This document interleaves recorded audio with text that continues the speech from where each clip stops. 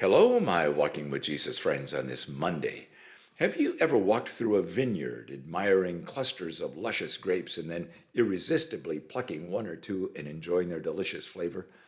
Vineyards and grapes and wine are an important part of the grand narrative biblical story and have been a very important part of the culture of Israel from the beginning. Thus, when Jesus began describing a healthy vineyard as a picture of a spiritually healthy person, it was not difficult for the disciples to pay close attention. Jesus was in the upper room on that Thursday of Passover weekend with his disciples, and already, as we've seen in John 13 and 14, some amazing things had occurred, and Jesus had said some really important truths we still cherish 2,000 years later. The latter part of John 14 has a very interesting formula for God-honoring living, which Jesus presented simply yet powerfully. Have you ever noticed it? Are you living it? Anyone who loves me will obey my teaching. My Father will love them, and we will come to them and make our home with them. Anyone who does not love me will not obey my teaching. These words are not my own. They belong to my Father in heaven who sent me. John 14, verse 23 and 24. If you are a parent or grandparent, you need no explanation, do you? Obedience and love are inseparably linked. Disobedience and apathy are also inseparably linked. So, the person who either does not accept God's truth or refuses to act in obedience to God's truth is a person who is apathetic toward God and apathetic toward all Jesus has accomplished so they could live a sin-forgiven, heaven-assured relationship with God. Pause. Did you get that? Have you seen it to be true in your own life journey?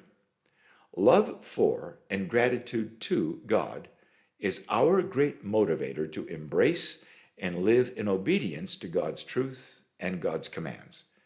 Jesus then used himself as an example by saying, I love the Father, and I do exactly what my Father has commanded me. John 14, verse 31. Oh my, I must stop, stand in front of the mirror, and ask myself, what does this look like in my life? And what about you?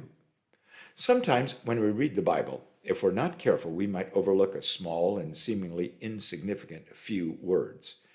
John 14 ends with this brief statement made by Jesus to his disciples. Come now, let us leave.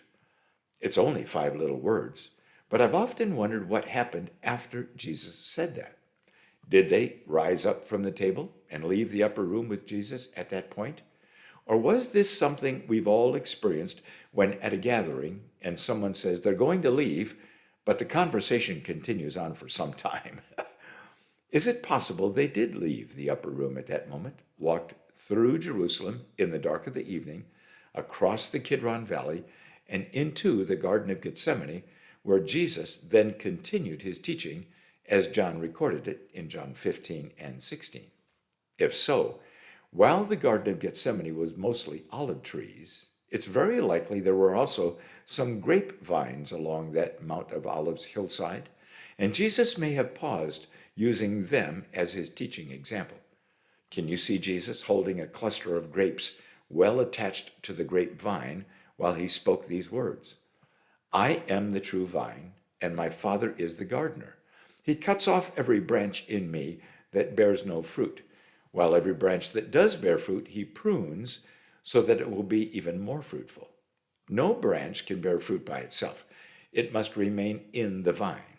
Neither can you bear fruit unless you remain in me. I am the vine, you are the branches. If you remain in me and I in you, you will bear much fruit. But apart from me, you can do nothing.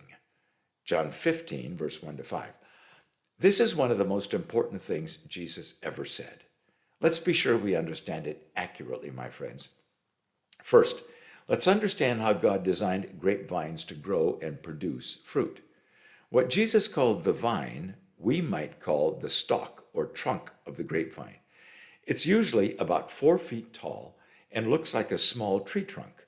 From this vine run out what Jesus called the branches, and that's what we often call the vines.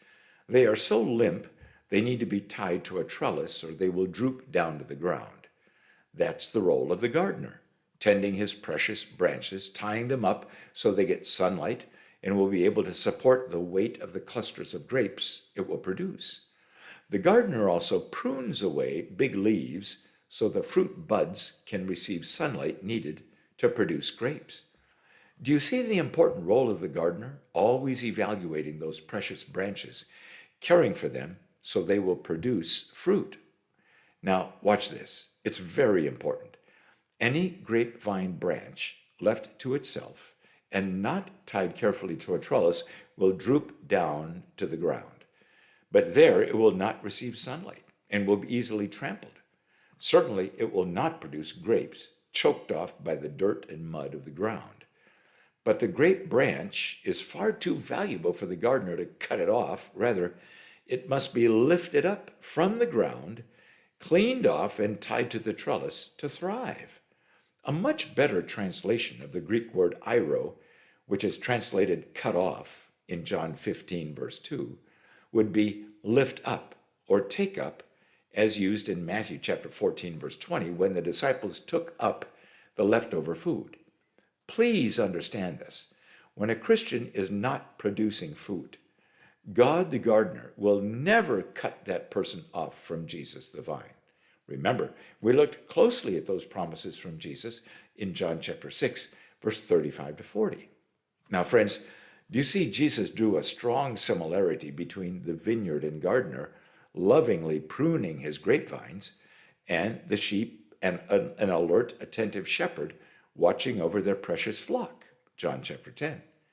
Isn't it interesting? Jesus used both pictures to describe the close relationship God has designed between Jesus and his people. Please notice, both with the shepherd and the gardener, they are busy, active, alert, attentive overseers of their precious flock or grapevines. Do we understand why Jesus used those examples? I think because so many people assume God is far away, uninterested, and uninvolved in what is happening on our planet, in our cities, our families, even our individual lives. But nothing could be further from the truth, my friends.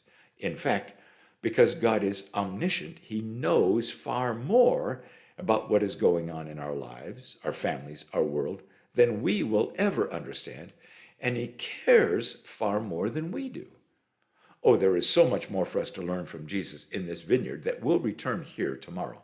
For today, can you look closely at the connection you have with Jesus and compare it to the vine and branches and the sheep and the shepherd which Jesus described?